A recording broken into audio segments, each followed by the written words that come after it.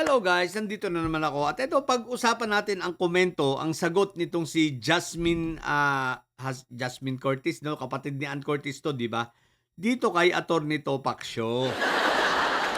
Anyway guys, hindi ko naman masyadong pinanood yung press ko nitong si Topac Show. Tinignan ko lang yung mga clips, no? Dahil, paano panonoorin to? Wala naman akong interest dahil aside from kayabangan lang ito, puro naman kasinungalingan. Pero based doon sa mga napanood ko guys nagyayabang to si Topac Show at nagfi-feeling pogi na naman. Ayan, kaya tuloy. Anong sabi nitong si Jasmine Curtis? Dugyot ka daw, Topac Show. In which, sangayon naman talaga ako. Dugyot naman talaga to si Topac Show, tsaka bobo pa. Attorney Tablatalo. Ang daming kliyente, lahat nakakulong. kaya mamalasin ka pag ito kinuha mong abogado. Pero ito maliwanag So, yung sinabi nitong ni Jasmine Curtis Curtis Smith dugyot naman talaga si Topac Show. Bakit? Kayo ang babae, iibig ba kayo dyan? Magkakagusto ba kayo sa itsura niya ni Topac Show? Tingnan nyo naman yung itsura. Una, ang laki ng tiyan, mukhang ang laki ng ulo. Isa pa, talagang yan, bogli rin yan. Mangkanor din style niyan. Kung ako eto, parang if may recollection is right, parang yan di ba, dinamanda yata yan ni Benny Baleli ba yun? Ano yun? Basta yung artista rin, di ba? Na noon parang, hindi ko alam hindi ko sure kung abuse yung ginawa niya, kung anong klase, no? Pero alam ko nagkaroon ng kaso yan sa pambabastos rin. Benny Binene pala. Parang nademanda, bata pa nun si Benny Binene. Ewan ko di ko rin sigurado kung Benny Binene ba talaga ang pangalan nun Pero yun yung tao. Nasigurado ako na dinemanda yan, So, si Topac Show, gina-justify pa niya itong mga pinagagawa nitong si Congressman Canor Bogli Suntae. Sa bagay, sino pa ba magsasama-sama, di ba? Same feather, flocks together. So, sila lang na parehong mga Bogsley. Mga siraulo. Di ba? Pinagtatanggol pang hinayupak. Sa bagay, hindi naman nakakapagtaka. Kung ipagtanggol niya si Suntae, si Fentaboy nga, di ba? Sino ba yung mga pinagtatanggol niyan, di ba? Mga kriminal talaga. Yun nga lang, tablatalo talaga siya. So, yun.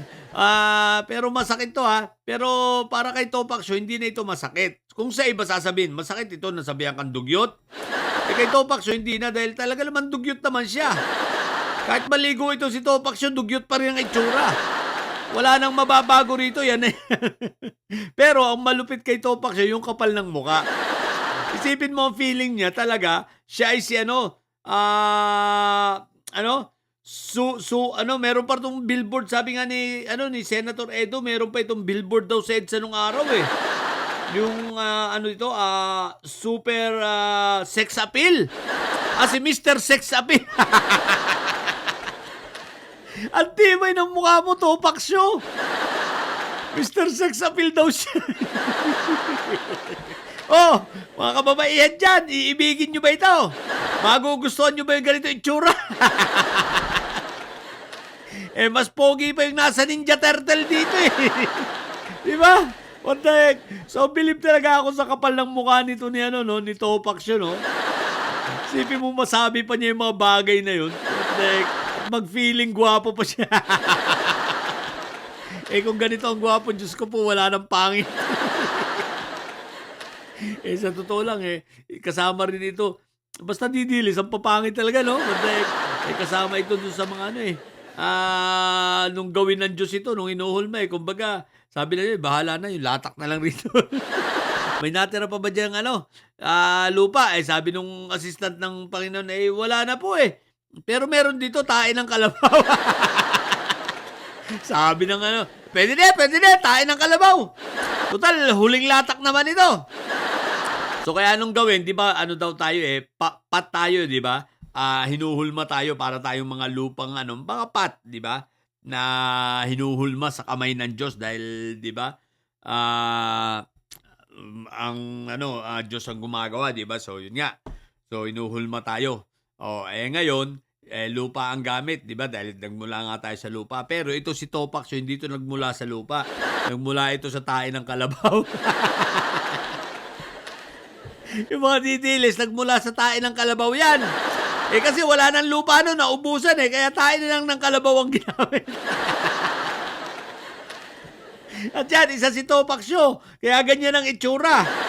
Kahit anong gawin mo, kahit maligo mabaho talaga po. Dugyot. Di ba? Nasabihan ka tuloy ni Jasmine Cortez na dugyot. Hindi mo naman pwedeng itanggihan. Talaga naman dugyot ka. Basta mga didilis, no? Pati yung mga vloggers, puro dugyot ang putik. Kahit paliguan mo, dugyot pa rin. So, yun lang. Sa mga bumong didilis dyan, lalo na dito kay Topax Show. Dugyot, Topax Show. Yung may sabi may sabi si Jasmine Cortez ang sinabi ko lang, ikaw ay nilikha mula sa tae ng kalabaw. Dugyot ka daw. Matek, sa mga bobong didilis at may sayad dyan, manatili kayo mga bobo at may sayad sapagkat ang may sayad ay laging high blood. Bye!